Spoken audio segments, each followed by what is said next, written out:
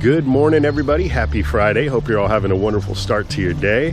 I sure am going to make the best out of today. We've got overcast skies, which is something I'm a big fan of out in the garden. And I did not plan this. I'm not kidding, but all the chickens decided to go over to the pond to get themselves a drink right when I started rolling the camera. Let's go take a look at them. Another benefit to having a backyard fish pond is it doubles as a waterer, a backup waterer for your livestock like chickens, and my dogs also come and can get a drink out of here, no problem. Anyway guys, I'm going to be going around for the next month or so and taking cuttings and pruning and training some of my perennial greens. Take a look at these purple tree collards, just how silvery and beautiful the plant is starting to become with this cooler weather that's rolling in. All the growth tips that we're developing throughout the summer are now starting to really bang out some new beautiful edible leaves. Last night I pulled a harvest from this little volunteer plant here. You can see where I snapped some stems, had some sauteed greens on the side of the dinner plate, and man, it was good. I woke up this morning feeling good. I gotta tell you, I really miss my greens. I mean, I do eat greens throughout the summer, but the tree kales and collards are really delicious when the weather starts to cool. They become sweet, purple in color. You can really see the tinge starting to come out in the stem there. Later on, you'll see it starting to come out in the veins of the leaves. So about a couple months ago, I had brought you guys over to this area of the food forest where I had taken a cutting of this dino tree kale. And if you've been watching throughout that time, then you probably notice all the new growth on this plant. So here is that cutting now. And I'll share with you a story. When I put this in, I left a couple leaves there on top for photosynthesis, helped the plant to sprout new roots. And about 2 weeks in, those leaves were completely eaten away by pests. But the cutting survived and it pushed out new leafy growth. And at this point, I know with all this new growth, that this thing's ready to go in the ground. Another good way to tell would be to look at the bottom of the pot. If you see any roots protruding out of any of the drainage holes, then you know it's ready to go. So we can let this continue to grow up in this little pot now until next spring if we want. So here's a good example of a couple different perennial greens that are actually growing side by side, and you can see the difference in the color, the shade of the leaves. But these plants are just starting to awaken for their next growth cycle. And this is a great time to come around and thin out all of this older dead stuff that's crowding the plant. This is going to also help to prevent different pests and insects like aphids and whiteflies from building up in your plants, which can be common with Brassica oleracea, such as kales and collards. So that's the first thing, is to just really thin out any old, dead, woody stuff. Pretty common sense there. And when you notice your plant really starting to take off like this, you can see there's 1, 2, 3, 4, 5, 6 different shoots on this branch. You can narrow that down to 1 or 2. And this would be the time you'd want to take all the rest as cuttings if you want to propagate more plants. So we can take those 5 out and leave that 1 there.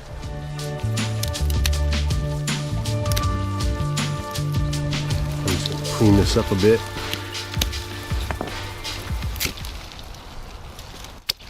So there you have it. We just took out 5 different growing shoots and left the strongest one there to continue to grow out and provide us with food. Those 5 cuttings now could be made into exact replica clones of this mother plant, planted out, and we can continue to proliferate out this plant. So you can already see in just a minute here, I've already cleared this area quite a bit. There's better airflow, which is good for the plant's health. Again, it's going to help you to reduce any pest and disease. But I want to go around this whole shrub and do the same thing. If I really want to maintain this plant, have it looking good, be healthy, produce even more of an abundance of cuttings for the following year, then I really want to go around and do this. Now what's going to happen is on this new growth, every one of these branches where you see this node is going to shoot out a new branch. And you can just continue to do this. And here's a closer look at the cuttings that we got off that one cut. Now you can just remove those leaves, leave a couple of those small ones right on top, give a fresh clean cut on the bottom, put this in some potting mix, and these really don't need rooting hormone to take off. You can do it if you want, but I get about 95% success rate with no rooting hormone whatsoever. The main thing is you put this into some moist potting mix and you keep it out of full sun until you start to see new growth, about 2 months. So keep it in some dappled sun is okay, but mostly shade, and keep that potting mix wet, and that's going to take off. This is also the time you can make some more drastic cuts, just really train the plant back, shape it how you want. We're actually in a pathway, and these two greens are coming from either side, and we really need to clear this section. So that's what I'm going to do now. I'm just going to quickly go through and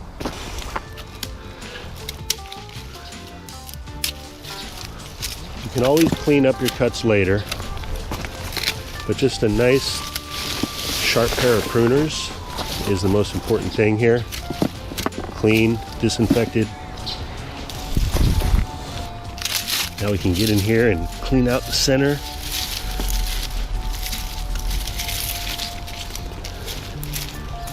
I usually don't let my greens get this bad. It's just this particular area.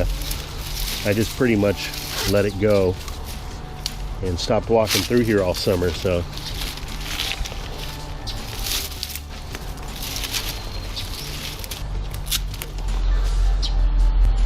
you can see here we got like a live shoot and then a dead branch. Just cut that out.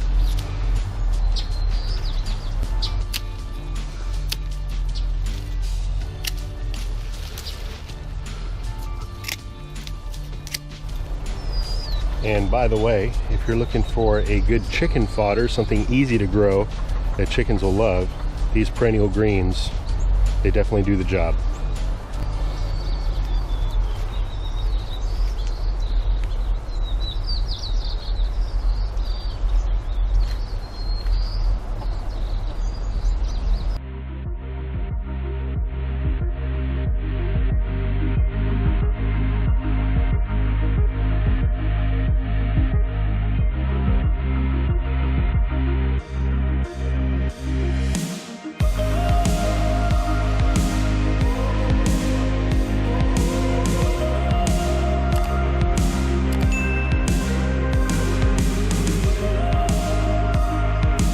And there you have it. In just a couple minutes, we've cleared our pathway. We've thinned out our perennial greens, which is going to create a healthier, more resilient plant with larger leaves, more pest resistant. We got much better airflow now.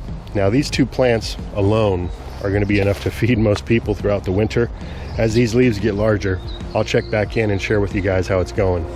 And here's a pile of cuttings. I'll probably pick out the most vigorous 5 or 6 and stake those in some pots, but I've got so many varieties and I'm really picky as to which ones I proliferate. These two varieties are great, but I've got some others that I'm really excited about that I'm going to be proliferating to a larger degree. But this would be absolutely the best cutting.